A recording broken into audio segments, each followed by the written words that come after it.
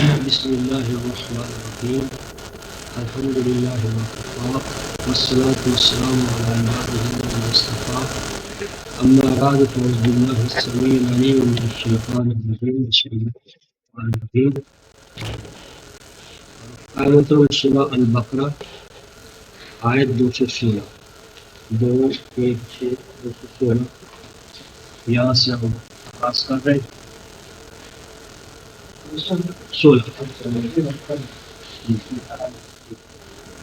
بسم اللہ الرحمن الرحیم کتب علیکم القتال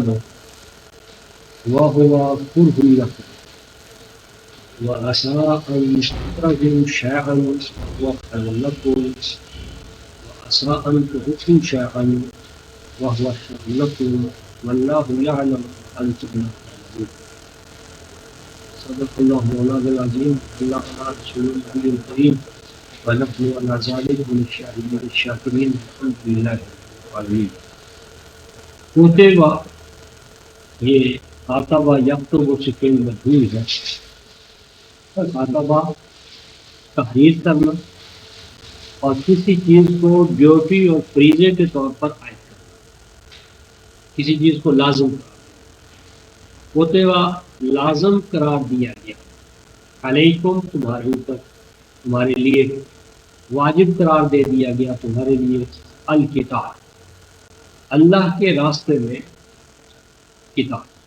یا اپنا اپنے دین کا، اپنی عزت و آبرو کا دفاع کرنا واجب قرار دے دیا گیا. وَهُوَ كُرْهُ لَكُمْ، لیکن اس قتال کو تم میں سے کچھ ایسے لوگ بھی ہیں جو پسندیدگی کی نظر سے نہیں دیکھتے، اس کو بڑا کٹھن اور مشکل کرتا ہے کہ یہ وجود جو ہے قتال کا بڑا مشکل ہے، دشوار ہے، اس سے ہونا بڑا بڑا ایک ہمت کا اور بہت بڑی ہمت کا کام ہے. تو فرمایا عسیٰ، ہو سکتا ہے، ہوتا ہے، ممکن ہے، ان تکرہوا شیئا، کراہ یکرہ ناپسند کرنا، کہ ایک کسی چیز کو تم ناپسند کرو، وہو خیر لکم، لیکن وہ چیز تمہارے حق میں بہتر. یعنی ایک چیز انسان اپنی جو انسانی انفرادی سوچ ہے اس کے حوالے سے وہ ایک چیز کو ناپسند کرتا ہو، لیکن اللہ تعالیٰ اپنے علم کلی کی بنیاد پر اس کا حکم دے اور بندہ اس کو کرے تو وہ بندے کے لیے کشادہ کار کا وہ باعث بن جائے، ایسا بھی امکان ہے. وعسیٰ، اور یہ بھی ہو سکتا ہے، ان تحبوا شیئا، کہ تم محبوب رکھو کسی چیز کو، پسندیدہ ہو کوئی چیز تمہارے نزدیک، وہو شر لکم، لیکن اس میں تمہارے لیے بہت بڑا شر کشیدہ ہو. تم ایک چیز کو پسندیدگی کی نظر سے دیکھ رہے ہو، لیکن آگے جا کر وہ پسندیدہ چیز تمہارے لیے بہت بڑی دشمنی کا، نقصان کا، ضرر کا باعث بن جائے. تو قاعدہ یہ ہے کہ واللہ یعلم وانتم لا تعلمون، احکام کے ضمن میں جو احکام اور قدریں ڈٹرمن کی گئی ہے اس میں اللہ اصل علم رکھتے ہیں. واللہ یعلم، اللہ تبارک و تعالیٰ کو اصل تمہارے نفع نقصان کا، آنے والی انسانیت اور اس کے مفاد کا اصل حقیقی علم اسی کے پاس ہے. وانتم لا تعلمون، اور تم اللہ کے علم کے مقابلے میں جو تمہارا علم ہے وہ جہالت کے مقام پر ہے. یعنی اللہ تعالیٰ کا علم علی جمیع الاشیاء حاوی ہے، تمہارا علم محدود دائرے میں ہے کہ جو احکام اللہ تبارک و تعالیٰ تمہاری واجب قرار دے اس پر ایمان لا کر عمل میں لگ جاؤ تو انشاءاللہ اس میں تمہارے لیے بہتری ہو. یہ ضمن میں رفقۂ محترم، یہ جو قتال عام طور پر ہمارے ہاں مشہور ہے جی کہ مسلمان تو قتال پر تلے ہوئے تھے، یہ ہے وہ کہ ضمن میں ہم نے سورہ الحج 22ویں سورہ کی 38 تا 40 یہ آیات دیکھی تھی کہ مسلمانوں کو یہ اجازت ملی ہے جب پے بپے ان پہ ظلم، پے بپے مسلسل و پے، یعنی ان کو مارا گیا، گھر بار سے نکلنے پر مجبور کیا گیا، اور جب بیچارے وہ چلے گئے مدینہ تو وہاں بھی ان کو چین سے نہیں بیٹھنے دیا گیا بلکہ ان کے اوپر چڑھائی کی گئی. یعنی اسلام میں دفاع ہے، اوفینس نہیں ہے، کیونکہ اسلام لا اکراہ فی الدین، ڈنڈے کے ذریعے، قتال کے ذریعے کسی کو مومن بنانا یہ اسلام کا شعار نہیں ہے. اس پہ گفتگو کر چکے، آگے بڑھتے ہیں. یسألونک عن الشہر الحرام قتال فیہ قل قتال فیہ کبیر. فرمایا کہ یہ بھی ایک سوال ہے کہ اگر حرمت والا مہینہ ہو حرمت والا مہینہ ہو اور اس حرمت والے مہینے میں کافروں کی طرف سے ہمارے اوپر قتال آ جائے، جنگ آ جائے، تو کیا ہم احترام اس حرمت والے مہینے کے احترام میں ہم آگے سے دفاع نہ کریں، ان کے سامنے پہ دستفا ہو کر کھڑے ہو جائیں کہ جو چاہے وہ ہمارے ساتھ کرتے رہے؟ تو اس کا جواب دیا جا رہا ہے، فرمایا کہ پوچھیں گے، یہ سوال کریں گے وہ آپ سے کہ حرمت والے مہینوں کے حوالے سے قتال، تو اس میں اگر قتال یا جنگ آ جائے تو ہم کیا کریں؟ فرمایا کل قتال فیہ کبیر، بلا شبہ حرمت والے مہینے میں قتال کرنا، جنگ کرنا، یہ بہت بڑا معاملہ ہے، بہت بڑی بات ہے، لیکن وصد عن سبیل اللہ، لیکن اللہ کے راستے سے انسانوں کو روکنا، سارے تو مانا روکنا، لیکن اللہ کے راستے سے لوگوں کو روکنا، وکفر بہی، اور اللہ کے راستے کا انکار کر دینا۔ اللہ کا راستہ قرآن، یعنی اللہ تعالیٰ کے کلام سے لوگوں کو روکنا وہ ایمان نہ لائے، اور جو ایمان لائے ہیں ان کو مارنا، تشدد کرنا، اور اللہ تعالیٰ کے کلام کا کھلم کھلا انکار کرنا، والمسجد حرام، اور حرمت والا مرکز یعنی بیت اللہ، خانہ کعبہ، مرکز ابراہیمی، اس کے حقوق یا جس حیثیت میں ابراہیم نے اسے قائم کیا تھا اس کی اس حیثیت کا چیلنج کرنا، نہ ماننا، انکار کرنا، وَإِخْرَاجُ أَهْلِهِ مِنْهُ، اور جو اس مرکز ابراہیمی میں رہنے والے تھے، بس اہل ایمان، نبی پاک صلی اللہ علیہ وسلم، حضرت ابوبکر، حضرت عمر، یہ تمام حضرات مکی تھے، تو مکہ والوں کو وہاں سے نکلنے پر مجبور کر دینا اور نکالنا وہاں سے ان لوگوں کو جو ان کا جدی پشتی حق ہے کہ وہ وہاں کے باسی تھے، رہائشی تھے، رہنے والے تھے۔ تو فرمایا اکبر عند اللہ، بلا شبہ یہ گناہ قتال کی گناہ سے بڑھ کر ہے، یعنی اگر حرمت والے مہینے میں تم نے قتال کا جواب دیا تو کوئی بات نہیں، بلکہ مکہ والے تو اس سے بڑے بڑے گناہ کر چکے ہیں اور وہ یہ گناہ ہے جن کی تفصیل بتائی۔ اور آگے فرمایا والفتنۃ اکبر من القتل، اور یہ فتنہ کا معنی پرسیکیوشن، پرسیکیوشن یعنی انسان کو اس کی جو آزادی ہے، اختیار، ارادہ، ضمیر، ذہن، کہ وہ اپنے آزاد اختیار ارادہ سے کفر یا ایمان قبول کرے، تو یہ جو اس کا انسانی اختیار ارادے کا حق ہے، فریڈم آف یہ ہے، اس کا اس سے سلب کر لینا، لے لینا، اور اگر وہ اپنے آزادانہ اختیار ارادہ کو کام میں لائے تو اسے مارنا، حتیٰ کہ اس کو اس کے وطن سے، گھر سے، اہل و عیال سے محروم کر دینا، یہ فتنہ ہے۔ تو یہ فتنہ قتل سے بڑھ کر، یعنی قتل میں تو انسان ایک ہی دفعہ قتل ہو جاتا ہے، اور یہ دن رات کا قتل ہے، مسلسل قتل ہے، یعنی اس میں پرسیکیوشن جو ہے یہ عذاب مسلسل ہے، قتل مسلسل ہے۔ تو فرمایا ولا یزالون یقاتلونکم، یہ جو تمہارے دشمن ہیں یہ تمہارے خلاف جنگ کرنے سے باز نہیں آئے، ولا یزالون یقاتلون، یہ مسلسل ہم تمہارے خلاف جنگ کرتے رہیں گے، لڑتے رہیں گے، تمہارے خلاف مار دھاڑ کرتے رہیں گے، حتیٰ یردوکم عن دینکم، ان کی جنگ بندی کی یہ جو لت ہے، یہ عادت ہے، یہ اسی وقت باز آئیں گے جب یہ تمہیں تمہارے دین سے مرتد کر، یعنی ان کی آخری خواہش یہ ہے کہ تم اسی زمانہ جاہلیت و جہالت کا جو دین تھا، مذہب تھا، باپ دادا کی روایات تھی، وہی دوبارہ قبول کر۔ اگر وہ قبول کر لو تو تم ان کے بھائی ہو، تو پھر جنگ ختم ہو جائے گی، اور جب تک تم دین اسلام پر قائم ہو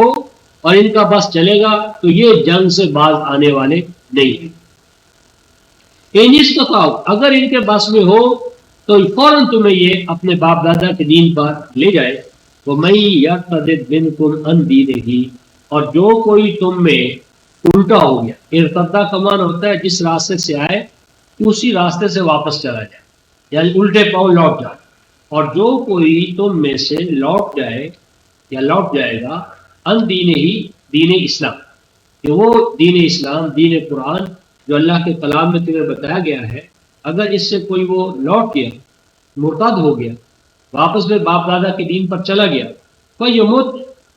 اور پھر موت بھی اس کی اسی دین پر آئے، یعنی باپ دادا کے دین کو دوبارہ قبول کرے اور پھر دوبارہ یعنی توبہ نہ کرے، انابت نہ کرے، دوبارہ حقیقی دین پر نہ آئے، اگر اسی دین پر مر جائے گا وہ کافر، اور وہ اس حقیقی اسلام کا کافر ہو کر مرے، تو اولئک، یہ وہ لوگ ہیں کہ حبطت اعمالہم فی الدنیا والآخرہ، کہ ان کے اعمال رائے گنگ ہے ناکارہ گئے، کوئی ان کی قدر و قیمت نہ پڑی۔ جو سابقہ دور میں انہوں نے اسلام کا کوئی کام کیا، اسلامی عقیدہ اختیار کیا، مسلمانوں کے ساتھ کسی جنگ میں شریک ہوئے، یا اور کوئی انہوں نے اگر فلاح کا یا نیکی کا کام کیا تھا، تو اس کے بعد وہ اعمال تمام حیات دنیا اور حیات آخرہ میں ناکارہ ہوئے۔ وَأُولَٰئِکَ أَصْحَابُ النَّارِ هُمْ فِيهَا خَالِدُونَ، اور وہ اس آگ میں جو ان کے اعمال نے ان کے لیے تیار کی ہوگی وہ اسی میں رہیں گے۔ اور چونکہ انہوں نے توبہ نہ کی، ہمیشہ ہمیشہ کے لیے اپنے لیے کفر خریدا، تو اب وہ سزا بھی ان کے لیے ہمیشہ ہمیشہ کے لیے ہوگی۔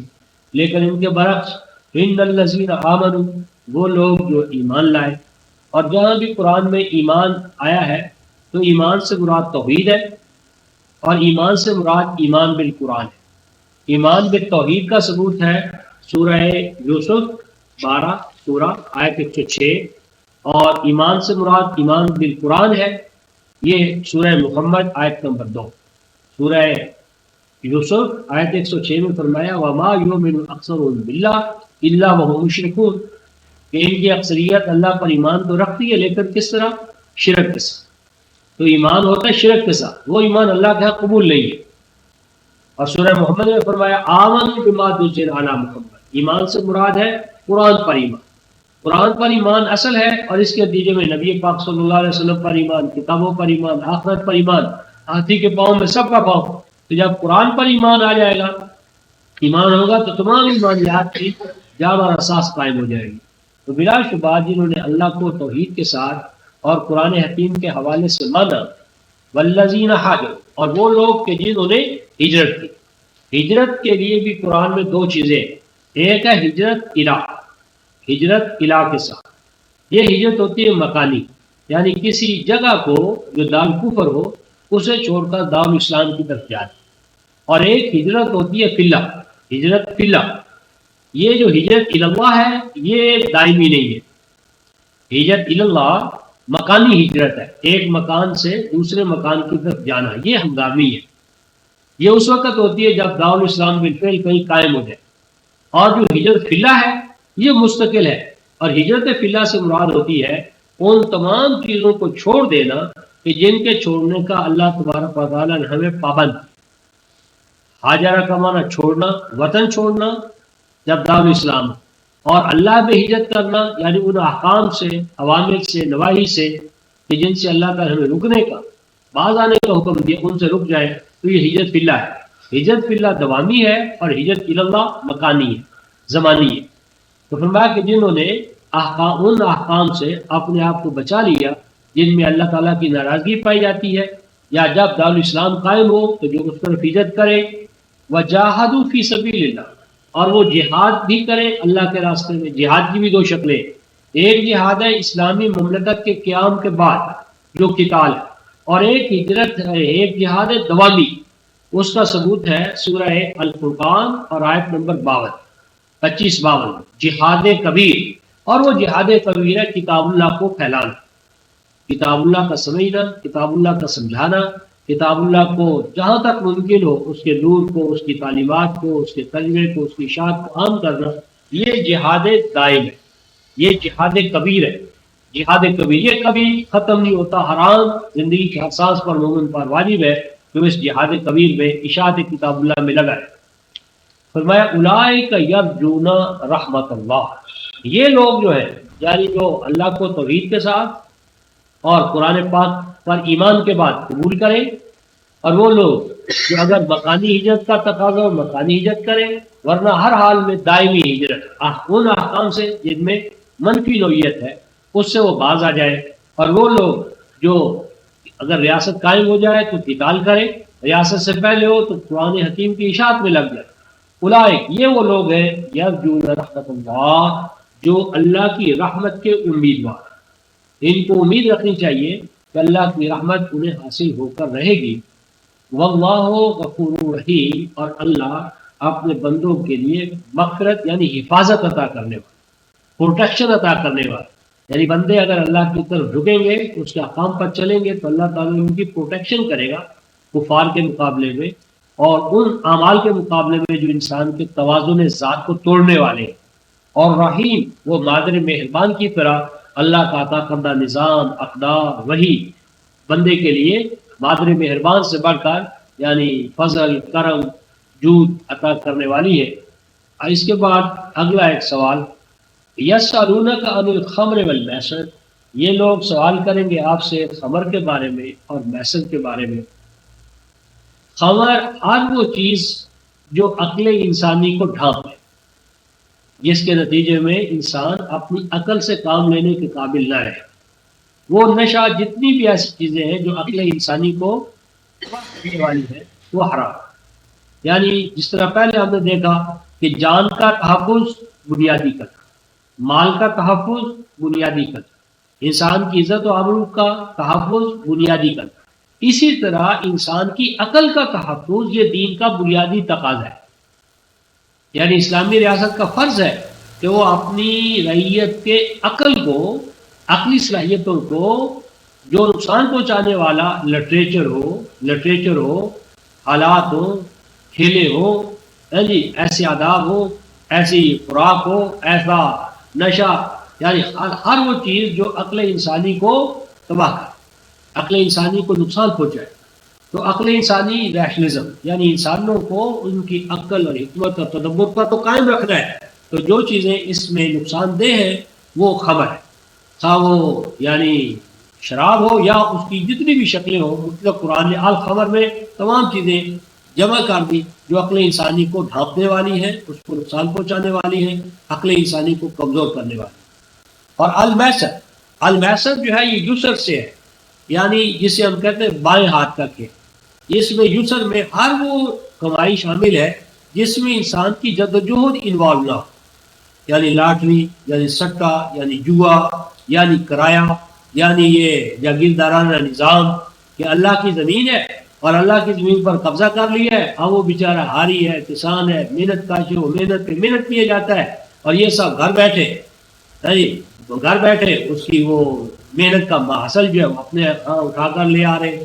تو یسر میں، میسر میں ہر وہ چیز جس میں انسان کی جدوجہد انوالو نہ ہو، تو وہ کرائے کی شکلوں سے لے کر سٹہ، لاٹری، جوا، یہ تمام شرطیں، جی گھوڑا کسی کا، یہ تمام چیزیں جو ہے یہ میسر ہے۔ پھر شاد فرمایا جا رہا ہے قل فیہما اسم کبیر و منافع للناس، فرمایا کہ یہ چیزیں جو ہے اس میں وہ گروہ جو ان کا کاروبار کرتا ہے، مثلا جو نشہ آور ادویہ بیچتے ہیں یا نشہ آور خوراک یا یہ جو حشیش یہ تیار کرتے، ان کو تو اس میں سے کچھ نفع ہو جاتا ہے، منافع للناس۔ یعنی وہ آدمی جو سٹے کے کاروبار میں، جوئے کے کاروبار میں، یا کرایہ لینے کے کاروبار میں، یا عادت یا جو جتنی بٹائی ہوتی ہے اس کو، ان کے لیے تو کچھ نفع ہے، لیکن کیا ہے اسم کبیر، یعنی ایک بڑے طبقے کا اس میں نقصان ہے، یعنی عظیم اکثریت کا اس میں نقصان ہوتا ہے، اور ایک محدود طبقہ ہوتا ہے کہ جس میں ان کے لیے نفع ہوتا ہے۔ تو قاعدہ کیا ہے کہ اسمہما اکبر من نفعہما، ہر وہ چیز کہ جس کے اندر نقصانات زیادہ ہوں اور نفع کم ہو۔ قانون یہ ہوگا کہ ہر وہ عمل جس میں اکثریت کا، یعنی جو اکثریت ہے اس کا نفع ہو تو اس کو آگے بڑھنا چاہیے، اور اقلیت کا اگر نفع ہے اور اکثریت مر رہی ہے، نقصان اس کو پہنچ رہا ہے، تو وہ قانون ختم ہونا چاہیے۔ فرمایا اسمہما اکبر من نفعہما، ان تمام صورتوں میں جو گناہ ہے، اسم کیا مانا؟ عاصمہ رفقائے محترم اس ناقہ یا اونٹنی کو کہتے ہیں جو سفر میں چلنے کے قابل نہ رہے، اور سفر میں چلنے کے قابل نہ رہے عاصمہ۔ اسی طرح بیل، گھوڑا، اونٹ کہ جس کو آپ ہل میں جوتے اور وہ ہل میں چل نہ سکے، پاؤں اس کے جواب دے جائے، جسم اس کا ناکارہ ہو جائے، تو پھر آنکس لگا لگا کر اسے وہ آگے کرتے ہیں۔ تو اس میں اس کیفیت کو عربوں کے ہاں اسم کہتے ہیں۔ اسم کا معنی ہے وہ چیز، وہ عمل جو انسانوں کے یا کسی معاشرے کے اندر جو چلنے والی چیزیں ہیں ان کو کمزور کر دے، روک دے، معاشرہ سٹینڈ سٹل ہو جائے، سوسائٹی جو ہے وہ بحران در بحران اور اکنامک ڈیڈ لاک میں مبتلا ہو جائے۔ تو فرمایا کہ یہ خمر اور یہ میسر کیا کرتے؟ اسمہما اکبر من نفعہما، یہ معاشرے کو سٹیگننٹ کر دیتی ہے، معاشرے کے اندر سے حرکت اور حرارت اور آگے بڑھنے کا عمل اور منزل مقصود تک پہنچنے کی جو استعداد و صلاحیت ہے وہ آہستہ آہستہ ختم ہوتی چلی جاتی ہے، کمزور ہوتی چلی جاتی ہے اور معاشرہ موت کی طرف آگے بڑھتا چلا جاتا ہے۔ اس لیے اس کو روکنا ہے، اس سے روکنا ہے اور روکنا ہے۔ پہلے ایک سوال آیا تھا رکاب محترم، اسی ہم نے 215 صفحے میں پڑھا تھا آیت میں کہ یسألونک ماذا ينفقون، وہ بھی سوال تھا انفاق کے بارے میں، اور اب جو آ رہا ہے یہ بھی انفاق کے بارے میں ہے۔ دونوں میں حکم یہ ہے کہ پہلا سوال ہے کہ کہاں انفاق کیا جائے، کن کن کے لیے ہم انفاق کریں، کن کن کے لیے اپنے وسائل کو کھلا رکھیں، یہ 215 کا تھا۔ اب جو سوال آ رہا ہے وہ یہ ہے کہ کہاں تک، یعنی انفاق کی مقدار کتنی ہو۔ یعنی ایک سوال ہے کہ انفاق کن کے لیے، انفاق کا بینیفٹ کن کو پہنچے، یہ سوال ہے 215۔ اور اب جو سوال انفاق کے حوالے سے آ رہا ہے وہ یہ ہے کہ انفاق کہاں تک کیا جائے، اپنی جو ہماری آمدن ہے، جو اپنے ہمارے ذرائع ہیں، وسائل ہیں، ان میں سے کہاں کہاں ہم انفاق کریں، کہاں تک انفاق، یعنی کوانٹٹی کیا ہو، یہ یہاں ہے، کن کے لیے ہو، یہ 215۔ تو شاہدہ کہ یسألونک کا یہ آپ سے سوال کریں گے ماذا ينفقون، کہ وہ اپنے وسائل میں سے کہاں تک خرچ کریں، کہاں تک کھلا رکھیں۔ قل العفو، فرمایا کہ ان کو چاہیے، ان کو آپ جواب دیں، قل آپ ارشاد فرمائے العفو، العفو کا معنی ہے ہر وہ چیز جو ہماری ضروریات سے زائد، یعنی ایک ہماری انسانی ضروریات ہیں، ایک رفاہیت بالغہ ہے۔ تو اصول یہ ہے کہ جو چیز آپ کی بنیادی ضروریات سے زائد ہے، اصلاً وہ دوسرے بھائی کی ہے، اصلاً وہ امت کی ہے، اصلاً وہ انسانیت کی ہے۔ جو چیز بھی آپ کی ضرورت سے فاضل ہے، وہ یعنی نان و نفقہ کے حوالے سے ہو، رہائش کے حوالے سے ہو، بنیادی ضروریات کے حوالے سے ہو، تو ہر وہ چیز، یعنی بنیادی اصول یہ ہوا کہ ریاست کا فرض ہے کہ وہ بنیادی ضروریات زندگی کی فراہمی ہر رعیت کو مہیا ہے۔ اور جب ہر رعیت کے فرد کو بنیادی ضروریات زندگی کی فراہمی لازم ہوگی، تو اس کا مطلب ہے کہ وسائل کی اس طرح تقسیم کی جائے گی کہ کوئی شخص بنیادی ضروریات زندگی سے محروم نہ ہو۔ بس یہ بنیادی ضروریات زندگی کی جو فراہمی ہے یہ ریاست پر واجب ہے، تو ایسا نظام وضع کرے کہ جس میں کیا ہو، جو بھی کسی کی ضرورت سے فاضل ہو، زائد ہو، وہ اپنے دوسرے بھائی کی معاشرے کو دے، تاکہ وہ ہر فرد کی بنیادی ضروریات زندگی کی ضمانت جو ہے وہ ریاست مہیا کر سکے۔ کذالک یبین اللہ لکم الآیات لعلکم تتفکرون، اور اس طرح اللہ اپنی آیات کو، احکام کو، ہدایتوں کو کھول کھول کر بیان کرتا ہے۔ اور اللہ اپنی آیات کو کیوں کھول کھول کر بیان کر رہے ہیں؟ لعلکم تتفکرون، تاکہ تمہارے اندر غور و خوض، تفکر، سوچنا سمجھنا یہ پیدا ہو۔ اور سوچ اور سمجھ کا محل اور موضوع کیا ہے؟ پھر دنیا والآخرہ، دنیاوی معاملات، دنیاوی سے مراد ہے اینیملسٹک، یعنی حیوانی زندگی، اس کے بارے میں بھی سوچا کرو۔ یعنی اسلام رحمانیت کا دین نہیں ہے، یعنی انسان کو حیوانی تقاضے جو ہے ان کو بھی پورا کرنا چاہیے۔ اور پھر آخرہ، اور آخرہ سے مراد ہے ہیومنسٹک، یعنی ہماری ذات کی زندگی، میں کی زندگی، آئی ایم نیس میں، اور یہی زندگی آگے چلے گی۔ باقی جو جسم ہے وہ تو دھرتی کا مال ہے، دھرتی پر رہ گیا، تو آگے چلنے والی زندگی جو ہے وہ کیا ہے؟ ذات انسانی۔ اللہ تمہارے لیے اپنی آیات کو، احکام کو، ہدایات کو، حکمتوں کو کھولتے ہیں تاکہ تم تفکر کرو، غور و خوض کرو، اپنی حیوانی زندگی کے بارے میں بھی، قریب ترین زندگی کے بارے میں بھی، اور آنے والی زندگی، ساتھ کی زندگی، ابدی زندگی، دوانی زندگی، دارالحیوان، دونوں کے بارے میں غور و خوض مطلوب ہے۔ اب اوپر حکم آیا تھا قتال کا، کہ قتال ہوگا، اور قتال تمہاری واجب ہے۔ تو جب قتال ہوگا اور قتال میں مرد آگے بڑھے گے تو لازمی بات ہے مسئلہ یتامہ کا پیدا ہو۔ قتال ہوگا، جنگ ہوگی، تو جنگی حالات کا لازمی نتیجہ کیا ہے کہ معاشرے میں یتامہ پیدا ہو۔ یتامہ کے اندر دونوں شامل ہیں، یعنی وہ بچے اور بچیاں جن کے باپ چلے جائیں، اور یتامہ میں وہ بیوائیں بھی شامل ہیں جن کے خاوند اللہ کے راستے میں قربان ہو جائے۔ الیتامہ میں دونوں شامل ہیں، وہ بچے اور بچیاں جن کے باپ یا ماں مر جائیں اللہ کے راستے میں، یا ویسے طبی موت مر جائے، اور وہ بیوہ مرد یا عورتیں جن کی بیویاں یا جن کے خاوند اللہ کے راستے میں یا کبھی موت مر جائے تو سوال کریں گے آپ سے یہ لوگ یتامہ کے بارے میں کہ ان کا کیا کرنا چاہیے. ایسے جب ہمارے اندر ایسے حالات پیدا ہو یتامہ ہو تو ہم کیا کریں؟ قل اصلاح لہم خیر. فرمایا کہ ان کے لیے قانون یہ ہے کہ ان کی اصلاح کرو. اصلاح اور اصلاح کے بعد ہے خیر. ایسی اصلاح کرو کہ جن میں ان کے اندر جو امکانات ہیں نشو و نما کے وہ قائم رہے بلکہ بڑھے. یعنی یتیموں کی اس طرح نگہداشت کرو جس میں ان کی جو انسانی ذات ہے وہ موجود ہو. انسانی ذات، انسانی تشخص وہ قائم رہے بلکہ اس میں بڑھوتری ہو، اضافہ ہو. یعنی اگر ایک اس کا باپ مرا ہے تو اسے احساس ہو کہ پھر کیا ہوا اگر باپ مر گیا، پورا معاشرہ، پوری امت کا ایمان میرا باپ ہے. یعنی ایک فرد کی موت سے ان بچوں کو یہ احساس نہ ہونے پائے کہ کوئی مر گیا ہے، بلکہ یہ احساس ہو کہ اگر ایک مرا ہے تو کیا ہوا، پورا معاشرہ، پوری امت میرے لیے ماں باپ اور خاوند کے مقام پر ہے، کوئی فرق نہیں پڑتا اس بات سے. اور فرمایا وَإِن تُخَالِطُوهُمْ فَإِخْوَانُكُمْ. اب اگلی بات، آج مثلا معاشرے میں یہ ہے کہ یتیموں کے لیے الگ یتیم خانے بنا دیے جاتے ہیں،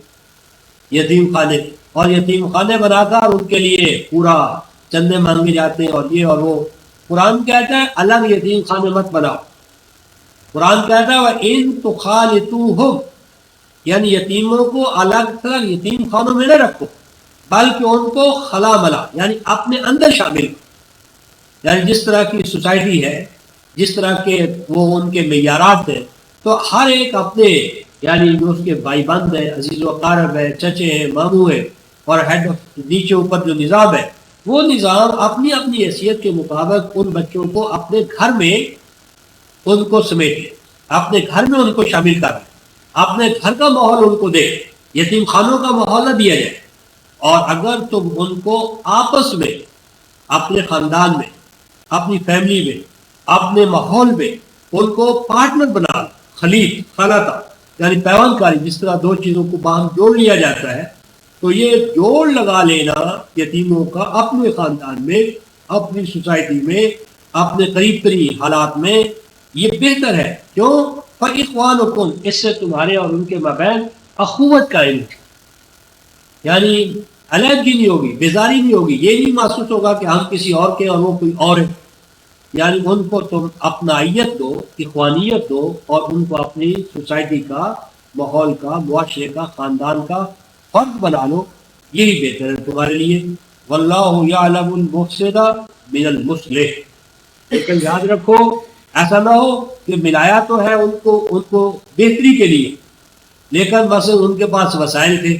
ان کے باپ کا جی ماں کا یا اور اس کی کوئی جائیداد تھی یا کوئی حصہ تھا. اب تم نے شامل تو کر لیا، لیکن شامل کرنے میں بجائے اس کے اس کو فائدہ پہنچتا، اس کی وہ جائیداد، اس کے کوئی حصص،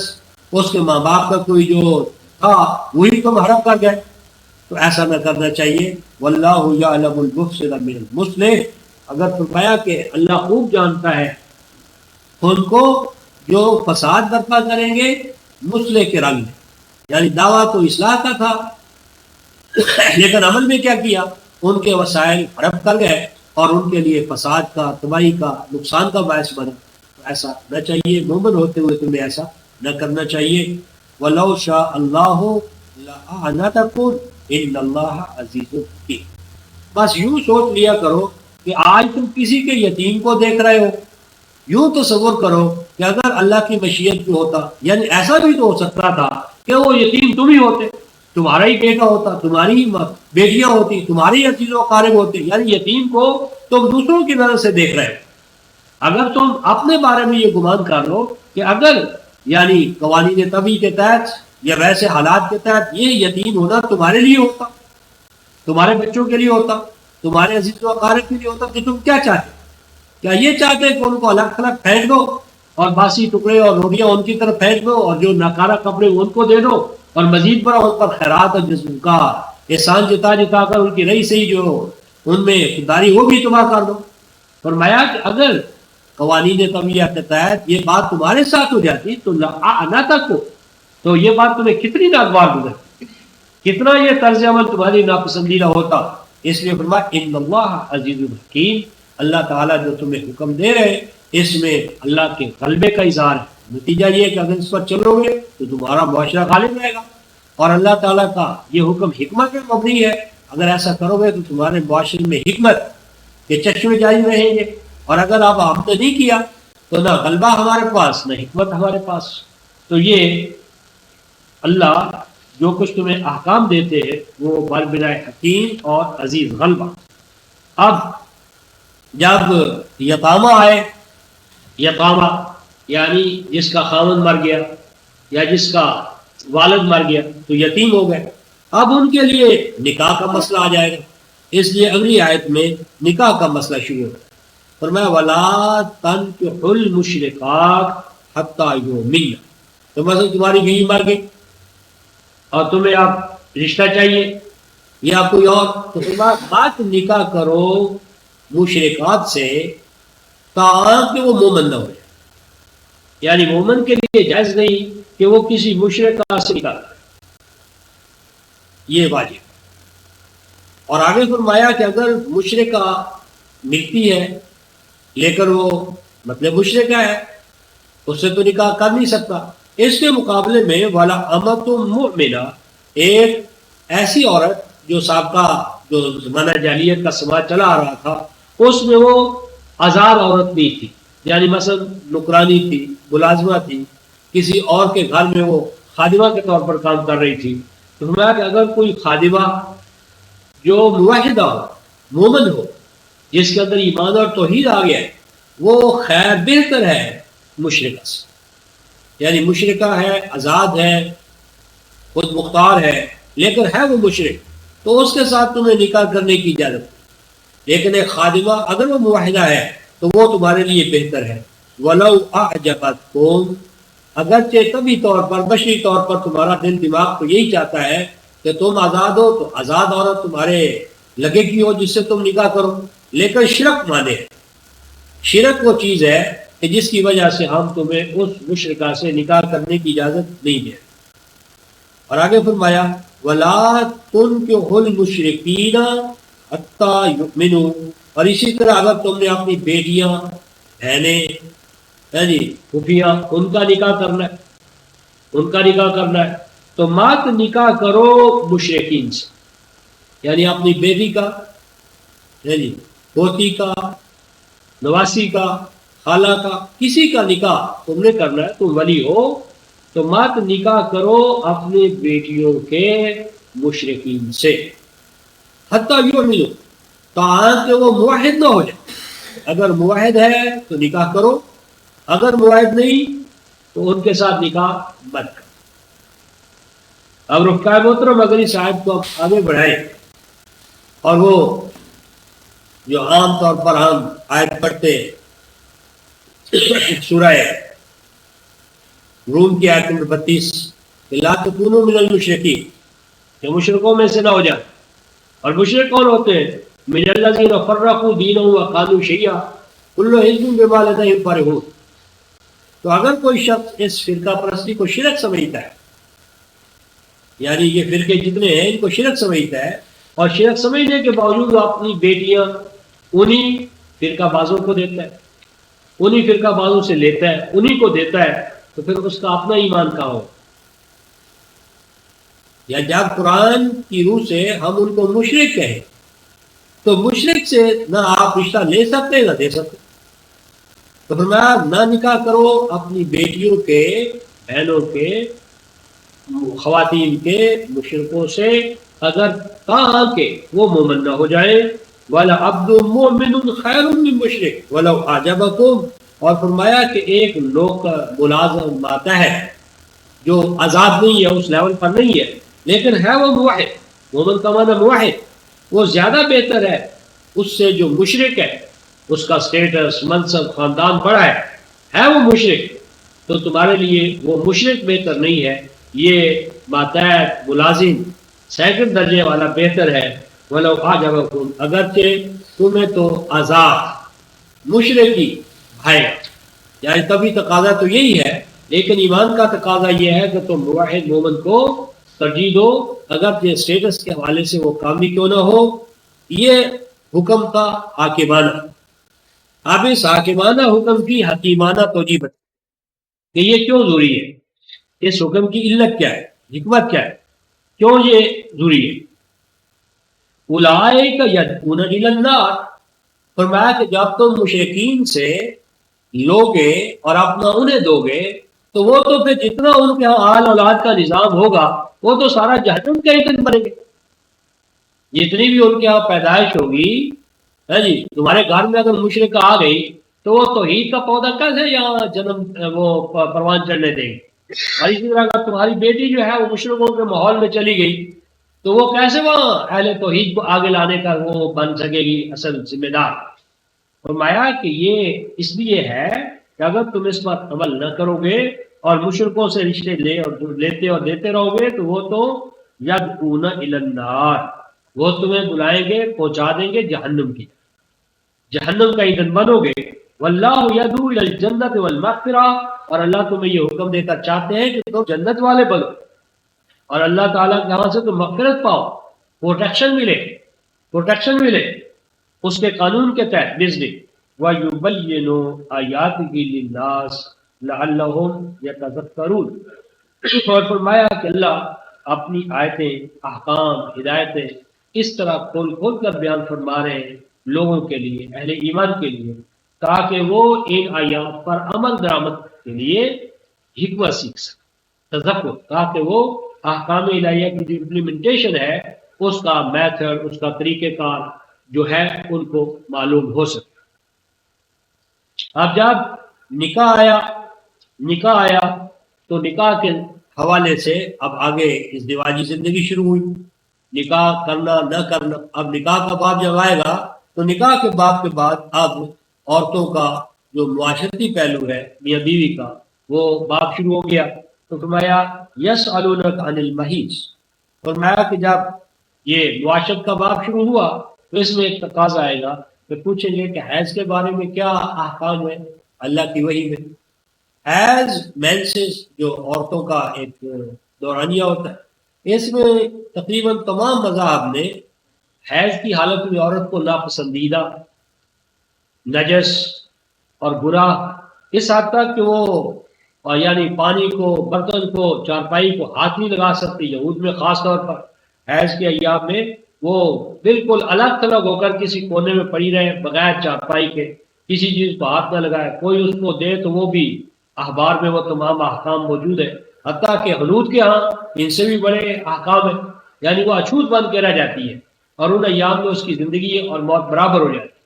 تو اللہ تبارک و تعالیٰ فرماتے ہیں کہ جہاں تک حیض کا تعلق ہے، قل ہوا اذی، کہ حیض کوئی ناپاکی نہیں ہے، غلاظت نہیں ہے، پلیدگی نہیں ہے، یہ ایک ایسی حالت ہے کہ جس میں عورت ذہنی طور پر کچھ اذیت محسوس کرتی ہے، یعنی وہ ایک عمل ہے، طبعی عمل ہے، اور اس میں بعض اوقات اس کو کوئی تکلیف یا کوئی درد یا انوانٹیڈ صورت پیدا ہو جاتی ہے، اس کے سوا کوئی اس میں ناپاکی، غلاظت، نجس ہونا، الگ تھلگ ہونا، اچھوت بنا کے رکھ دیا جانا، یہ قطر یہ نہیں ہے۔ فَاعْتَزِلُوا النِّسَاءَ فِي الْمَحِيضِ، البتہ یہ حکم ہے کہ حیض کے ایام میں بیویوں کے پاس جانے سے، جو میاں بیوی کا عمل ہوتا ہے، اس سے اپنے آپ کو الگ رکھو۔ وَلَا تَقْرَبُوهُنَّ حَتَّى يَطْهُرْنَ، اور تم ان کے قریب نہ جاؤ تاکہ وہ اس یعنی نہا دھو کر پاک صاف نہ ہو لے۔ فَإِذَا تَطَهَّرْنَ فَآتُوهُنَّ مِنْ حَيْثُ أَمَرَكُمُ اللَّهُ، اور جب وہ اس حیض کے عمل سے فارغ ہو جائے تو پھر ان کے پاس جاؤ جیسا کہ اللہ تعالیٰ نے تمہیں ان کے پاس جانے کا حکم دیا ہے۔ بلا شبہ اللہ ایسے افراد کو پسند کرتا ہے جو ہر وقت قانون الہی کی طرف رجوع کرے، تواب کا معنی قانون الہی کی طرف رجوع کرنے والے، وَيُحِبُّ الْمُتَّطَہِّرِينَ، اور ان کو پسند فرماتا ہے جو اللہ کی شرعی ہوئی طہارت کو، آداب طہارت کو، پاکیزگی کو اپنے لیے شرف سمجھے۔ تو آپ چونکہ حیض کا اور عورتوں کا مسئلہ آیا تو اگلی آیت آئی نساؤکم حرث لکم فاتوا حرثکم انا شئتم، فرمایا کہ عورتیں مردوں کے لیے اس طرح ہے کہ جس طرح کھیت ہے، جس طرح کھیتیوں سے پھل پھول غذا یہ ساری چیزیں حاصل ہوتی ہے، تو اسی طرح عورتوں سے اولاد معاشرت میں حسن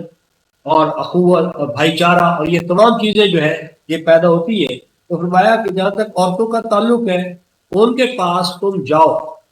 یہ جو آگے انا شیتم اس کے ترجمے میں ایک گڑبڑ ہے، یہ ترجمہ کیا ہے کہ جہاں سے چاہو، یہ غلط ہے۔